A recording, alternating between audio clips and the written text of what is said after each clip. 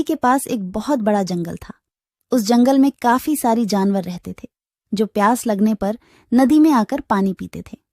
नदी के दूसरे किनारे पर एक और छोटा सा जंगल था जहां बहुत कम जानवर थी। एक दिन बड़ी जंगल का छोटा खरगोश सरयू नदी के पास आकर पानी पी रहा होता है।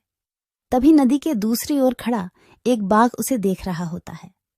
यह खरगोश आज मेरा भोजन बन सकता है। वैसे भी मेरे जंगल में अब शिकार करने लायक जानवर बचा भी नहीं है। क्यों न मैं नदी के उस पार वाले जंगल में जाकर शिकार करूं। और वैसे भी वह जंगल बहुत बड़ा है और वहां का शेर भी मूर्ख और शाकाहारी है। पता नहीं ऐसे शेर मर क्यों नहीं जाते। बाघ खरगोश को देखकर शिकार करने की सोचता है और शिकार करने की लालच में नदी के दूसरी ओर चला जाता है। अपनी ओर बाघ को आता देख खरगोश वहां से भागने लगता है, पर तभी बाघ उसे आवाज देकर रोक लेता है। अरे खरगोश, मुझे देखकर कहाँ भाग रहे हो? तसल्ली से पानी पी लो भाई। मैं तो बस तुमसे बात करने आ रहा था। क्या तुम सच बोल रहे हो? हाँ, मुझे तुम्हारे जंगल का शेर सिंह के बारे में बात करना है। मैंने सुना है कि वह तुम्हारा बहुत चिंता करता रहता है। खरगोश समझ चुका था कि बाघ उसे अपनी बातों में फुसलाने की कोशिश कर रहा है, इसीलिए खरगोश उसकी बातों का कोई जवाब नहीं देता और तुरंत वहां से भागने लगता है। परंतु खरगोश बाघ से तेज नहीं भाग पाता और बाघ उसका शिकार कर लेता है।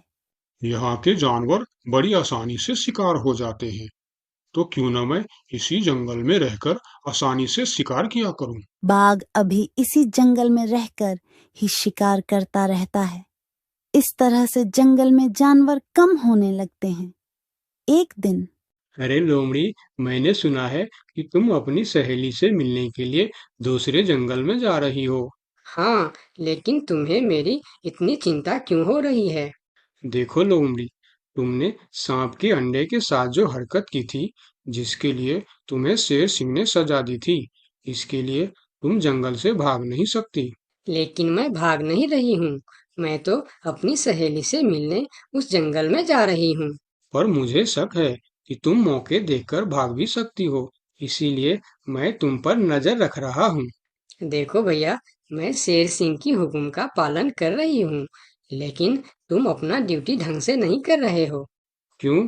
तुमको क्यों लग रहा है कि मैं अपनी ड्यूटी ढंग से नहीं कर रहा हूँ? दरअसल इस वक्त तुम्हें जंगल में हमारी जानवर पर ध्यान रखनी चाहिए, क्योंकि हमारी जंगल की जानवर कम हो रहे हैं।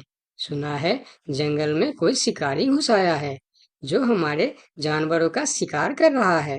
लोमड़ी, तू चालाक है, ये मैं जानता हूँ, लेकिन मैं भी इतना बेवकूफ नहीं हूँ, ये तू जान ले। मैं तेरे बातों में नहीं आने वाला। याद रखना, अगर आज तुम मेरे बातों पर यकीन नहीं करोगे, तो तुम भी किसी दिन कोई शिकारी जानवर का शिकार बन जाओगे। चाहे जो भी हो जाए, मैं तुम्हें यहाँ से जाने नहीं दूंगा। देखो, मेरा जाना बहुत जरूरी है। मैं 2-3 दिन में वापस आ जाऊंगी। मुझे जाने दो। ठीक है, मैं तुम्हें जाने दूंगा, लेकिन मेरा एक शर्त है। शर्त? कैसी शर्त? यही कि तुम्हें उस जंगल के थाने में जाकर रोज हाजिरी देनी होगी। मुझे मंजूर है। लोमड़ी को पता था कि जंगल से जानवर कम हो रहे हैं, इसीलिए वह हाथी की शर्त मानकर वहां से चली जाती है। वहीं दूसरी ओर हाथी जंगल की निगरानी करने लगता है। तब दिखता है कि जंगल से कुछ खरगोश गायब है। इस चिंता में कई खरगोश आपस में बात भी कर रहे होते। देखो भाइयों, हमें सावधान रहना होगा, क्योंकि जंगल से खरगोश गायब हो रहे हैं। हाँ, लेकिन इस बात का फरियाद हमें शेर सिंह को करनी चाहिए। तभी खरगोश की बात सुनकर हाथी उनके पास आता है। क्या हुआ है भाई? तुम सब आपस में क्या मीटिंग कर रहे हो? मुझे भी बताओ। हाथी भैया, तुम शेर सिंह के सेनापति हो। क्या तुम हमारी फरियाद राजा तक पहुंचा सकते हो? अरे भाई, तुम्हारी रक्षा करना ही मेरा ड्यूटी है। बताओ, तुम्हारी क्या शिकायत है? हाथी भैया, कुछ दिन से हमारे कई साथी गायब हो गए हैं। अगर तुम्हें अपनी जंगल की फिक्र है, तो हमारी साथी खरगोश को ढूंढ के लेके आइए। क्या तुम्हें किसी पे शक है? हम सिर्फ इतना जानते हैं कि जो खरगोश गायब हुए हैं, वह सब पानी पीने के लिए नदी के पास गए थे और तब से वापस नहीं आए हैं। और वह लोग गायब कितने दिन से हो रहे हैं? पिछले कई दिन से एक एक करके खरगोश गायब हो रहे हैं हाथी भैया। खरगोश की बात सुनकर अब हाथी को भी लोमड़ी की बात पर यकीन हो जाता है। लोमड़ी भी यही कह रही थी कि जंगल में कोई शिकारी आया है। हाथी वहाँ सोच ही रहा होता है कि तभी वहाँ दो बकरी आती है। हे भगवान, अब क्या होगा? कौन बचाएगा हमें? अरे बकरियां, क्या हुआ है तुम्हें? क्यों रो रही हो? हाथी भैया, अच्छा ही हुआ जो आप हमें यहीं मिल गए। हम शेर सिंह के पास शिकायत करने जा रही थी। तुम भी शिकायत करना चाहती हो? हाँ, आखिर तुम लोगों का क्या तकलीफ है? हाथी भैया, कुछ दिन पहले कुछ खरगोश जंगल से गायब हुए थे और अब बकरियां भी गायब हो रहे हैं। लगता है कोई शिकारी हमारे जंगल में घुस आया। पूरा जंगल इसी बात से परेशान था कि आखिर उनका शिकार कर कौन रहा है। अब वह सभी मीटिंग के लिए शेर सिंह के पास जाते हैं और सारी बातें शेर सिंह को बताते हैं, जिस पर शेर सिंह अपनी जंगल की जानवरों से कहता है, आप सब फिक्र मत करो, मैं बहुत जल्द पता लगा लूंगा कि यह काम किसका है और कौन हमारे जंगल का जानवरों का शिकार कर रहा है।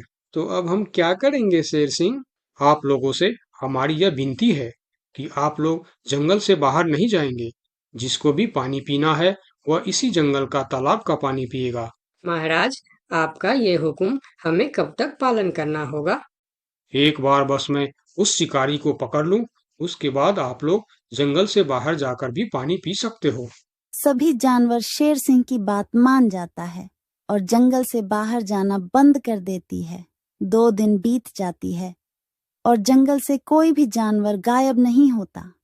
उधर शिकार नहीं मिलने पर अब बाघ परेशान हो जाता है, क्योंकि 2 दिन से उसने कोई शिकार नहीं किया था।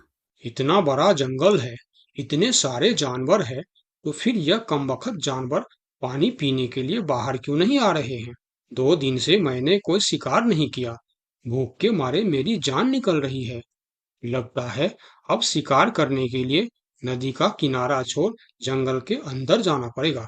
आखिर मैं भी तो देखूं, इस जंगल में सभी जानवर आखिर गायब कहाँ हो गए हैं।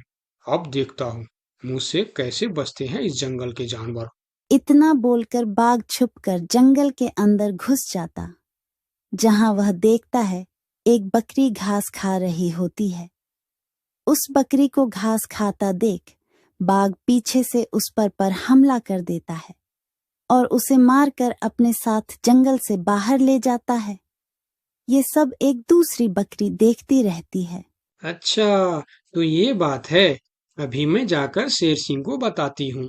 फिर बकरी सभी जानवरों को इकट्ठा करके शेर सिंह के पास पहुंचती है। महाराज, हमारे जंगल में दूसरे जंगल का बाघ घुस आया है और वही हमारे जंगल में शिकार कर रहा है। महाराज, वह बहुत तेज और बहुत दुष्ट शिकारी है।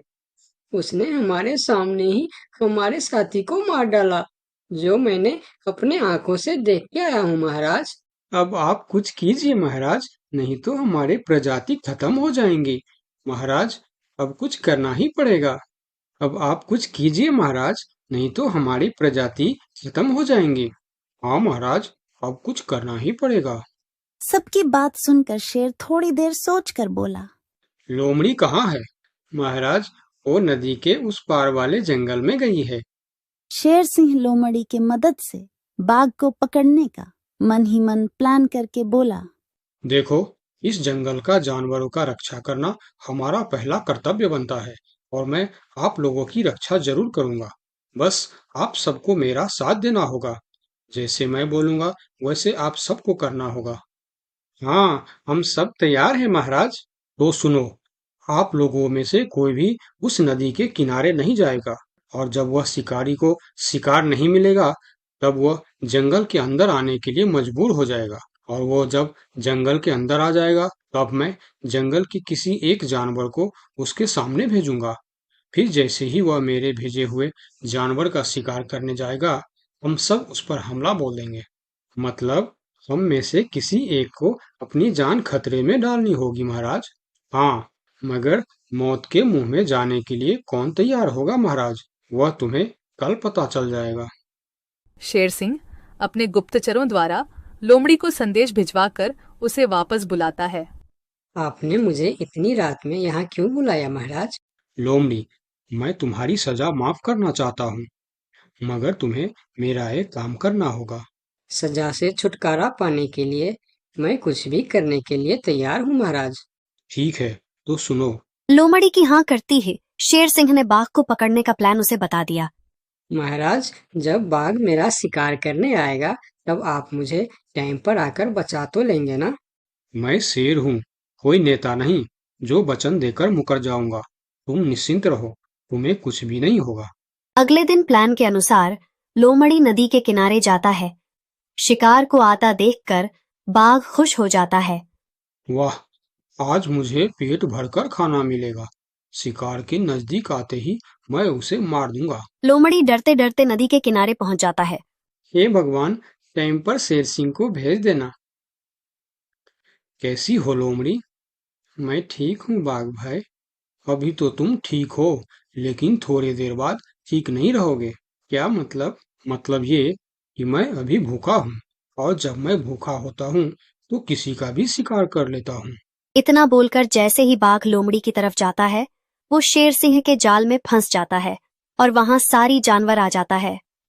बाघ, तू शिकार के लालच में मेरे चंगुल में फंस गया है। अब तेरी कहानी खत्म। तुमने मुझे धोखा दिया शेर सिंह। जैसी करनी वैसी भरनी, मुहावरा तो तूने सुना ही होगा। बाघ, तू सबको धोखे से मारता था, इसीलिए मुझे तुम्हें भी धोखे से मारना पड़ा। मुझे माफ कर दो शेर सिंह, मैं हमेशा के लिए जंगल छोड़कर चला जाऊंगा। तूने हमारे जनता पर अत्याचार किया है, अब तुम्हें इसका हिसाब चुकाना पड़ेगा। साथियों, अपना बदला ले लो। शेर सिंह की आज्ञा मिलते ही सारे जानवर उस बाघ पर टूट पड़ता है। इस तरह से शेर सिंह अपने चालाकी और सूझबूझ से अपने जंगल के जानवरों की रक्षा करता है। इस कहानी से हमें यही सीख मिलती है कि धोखे का अंजाम धोखा ही होता है, जैसी करनी